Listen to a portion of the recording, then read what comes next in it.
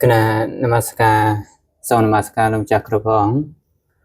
និងចម្រើនពរញាតិញោមជាពុទ្ធបរិស័ទអស់គ្នាថ្ងៃនេះអាត្មានឹងចែករំលែកនៅចំណេះដឹងមួយដែលយើងទាំងអស់គ្នាក៏បានចេះជាច្រើនហើយក៏អ្នកដែលមិនទាន់ចេះក៏នៅច្រើនយល់ណាចឹងនៅក្នុងនាមជាពុទ្ធសាសនាជាពុទ្ធសាសនិកអ្នកកាន់ពុទ្ធសាសនាគឺជាគួរតែយល់ដឹងនៅក្នុងចំណុចនេះចឹងអាត្មានឹងចែករំលែកនៅពាក្យនិយាយជាមួយនឹងព្រះសង្ឃណាដោយច្រើនទាំងយុវវ័យក្តីទាំងញាតិញោមដែលគាត់មិនចេះក្តីគឺគាត់តែងខ្ញុំកណាមិនចេះនិយាយមួយព្រះសង្ឃទេមិនចេះនិយាយជាមួយលោកទេណាចឹងក៏អាត្មាបានធ្វើជាវីដេអូបានប្រែប្រាំហើយថា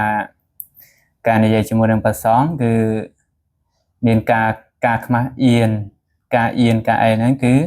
មិនមែនមានតែយើងទេសូម្បីតែទេវតាហ្នឹងឯងក៏ណាខ្មាស់អៀនដែរណាប៉ុន្តែថ្មចង់បញ្ជាក់ថាក្នុងនាមជាពុទ្ធសាសនាការអៀនហ្នឹងវាមានហើយប៉ុន្តែគឺយើងត្រូវតែចេះណាត្រូវតែចេះត្រូវការប្រាការគឺយើងត្រូវចេះនៅក្នុងការគេចង្ហាន់ប្រសងណាឬក៏ថាមានកិច្ចអីត្រូវសន្ទនា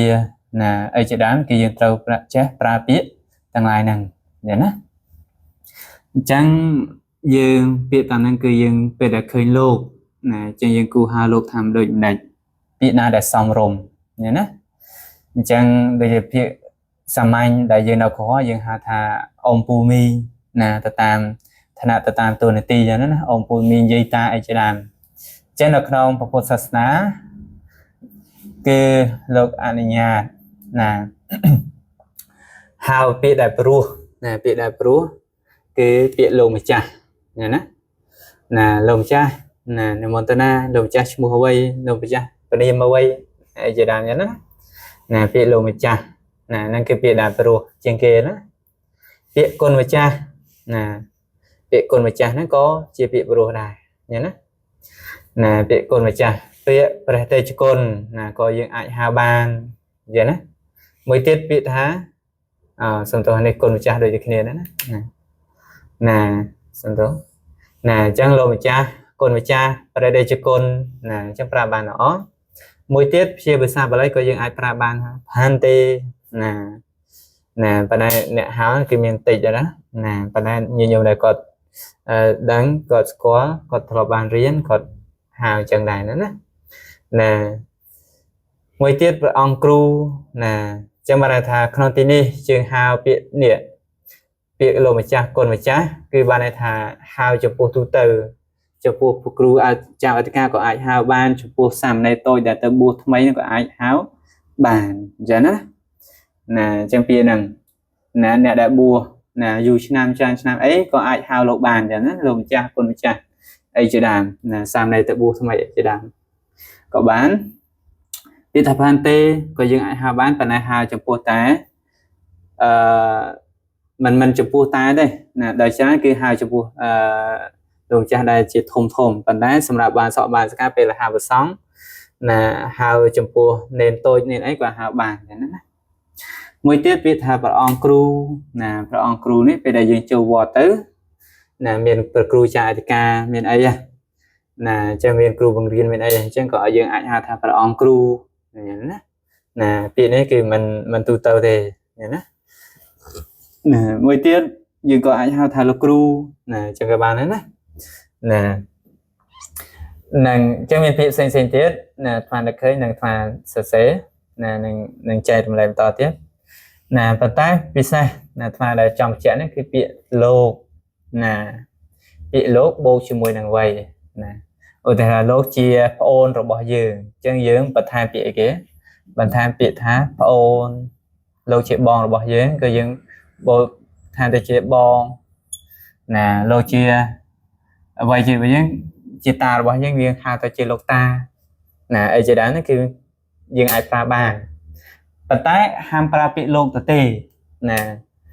ឧទាហរណ៍ថាលោកឈ្មោះចនណាចន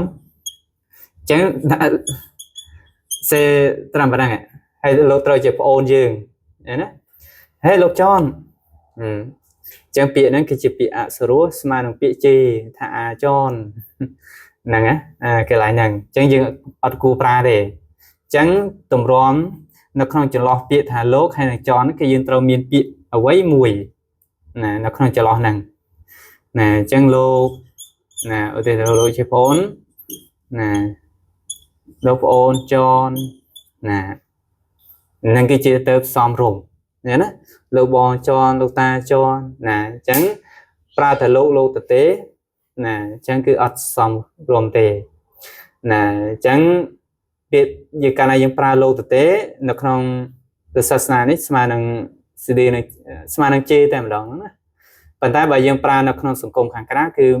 chỉ biết xóm rùm mùi đài chỉ biết xóm rùm thòm ở đây ở đây lô sợi nữa nên cái nhá lô tròn lô nè chấm rôm chấm ra ấy chứ đăng nè chẳng kia chỉ bị xóm rôm nè phần tá xong ra về đã bù hái nè nhìn nhôm ấy cứ mình cu pra biệt đang thể nè pra biệt lô thực tế hay bố chỉ mùi này mua bỏ lô đó nè chẳng sao nó biệt chưa đài nè trên nhôm phải dặn cái lại nè dương chương cá dương ở miền trên là hao lô nè bị ạ sưu hề nè phần tá tập về hao lô bố chỉ mua bỏ lô trên tới nè ở đây lô tròn nè trắng xoa lên chê lô nè trắng tuổi lô on chật đài đó nè mới tiết đại trán dương tay pra bị lục tà nè xong đó pra bị tha lục tà chứ bị lục tà đấy cứ chỉ bị xong rồi mùi đá nè bị lục tà nè chẳng những ai hào bán và ta mình chụp phút thu tờ thì nè như nhôm đã còn đang để chán cật tan châu water khi lục mình nè khi khu cha từ ca mình được thà khi lục khu mình ấy có hao lô ta chẳng lại nè chẳng xong rồi thế ọt xong rồi thì nhớ nè ọt xong của thì chẳng biết thà lục ta đấy cứ dương hao tờ tam vây rồi bỏ lô nè chẳng thà lô miền rồi chôn hà hậu sập nam hái trong dương hao thà lục ta nhấn nè và đây bà lục nó không anh tê nè ha cười tàu đó lục ta nè chẳng con chỉ bị mũi đã mình xong rồi lục nó đến đấy cứ để sao thà lục nó không anh lục ấy chẳng tới có hai lục ta nó vì mình xong rồi nè mình xong chỉ thà bỏ lục chương cá có lục miền ở cả mình phải chết ở chế đàm nè hay riêng con một cu hào chẳng nè cho nó chẳng biệt hai lục ta nè nè chẳng về nó tự nhiên nhôm on bên chế tana tháng đầm bay hao bằng áp bằng on lô ấy thế nè còn ở trong hao đời cơ rộp như nhung ở trên prai chẳng tới thôi khóc nhắn nè trong việc của ta năng ai chẳng nó không ngàyนี้mà chạy rệp đằng chắn á hay chăm ngày có tiếp và nó chạy rệp to tiếp chẳng rộng lực màu vĩnhគឺពេលដែលយើងជួបប្រសងណាយើងអាចថាពីវ័យក្មេងរហូតដល់ចាស់ទាំងអស់យើងអាចហៅពាក្យពីបានលោកម្ចាស់គុណម្ចាស់ណាឬក៏ផានទេឬក៏បរិយាគុណបានណាអញ្ចឹងបានអស់ហ្នឹងណាប៉ុន្តែពាក្យដែលស្រួលប្រាជ្ញគេគឺពីរនេះណា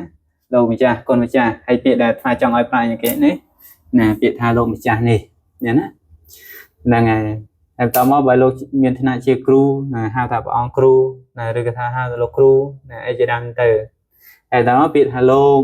ណាលោកនេះគឺយើងត្រូវតែបូកជាមួយនឹងអ្វីមួយលោកជាប្អូនលោកជាពូណាអញ្ចឹងហៅលោកពូនេះលោកពូនោះណាលោកជាក្មួយណាលោកក្មួយតុលាក្មួយអីជាដើមណាអញ្ចឹងគាត់ថាលោកតុលាអញ្ចឹងគឺហៅអញ្ចឹងគឺស្មើពាក្យថាជេលោកហ្នឹងណាអញ្ចឹងអត់សមរម្យទេណាអញ្ចឹងមួយទៀតណាពាក្យថាលោកតាណាអញ្ចឹងពាក្យថាលោកតាហ្នឹងគឺជាពាក្យគោរពមួយប៉ុន្តែគឺយើងមើលវ័យផងណាអញ្ចឹងបើវ័យលោកខ្លាយទៅជាវ័យលោកតាហើយអញ្ចឹងចាំហៅលោកតាបើសិនជាវ័យលោកនៅក្មេងនេះគឺហៅធម្មតាណាហៅព្រះអង្គគ្រូលោកគ្រូឬក៏ថាអ្វីដែលល្អហ្នឹងគឺលោកម្ចាស់ប៉ុណ្ណាណាអញ្ចឹងថ្ងៃនេះស្មាចែករំលែកប៉ុណ្ណឹងអញ្ចឹងណា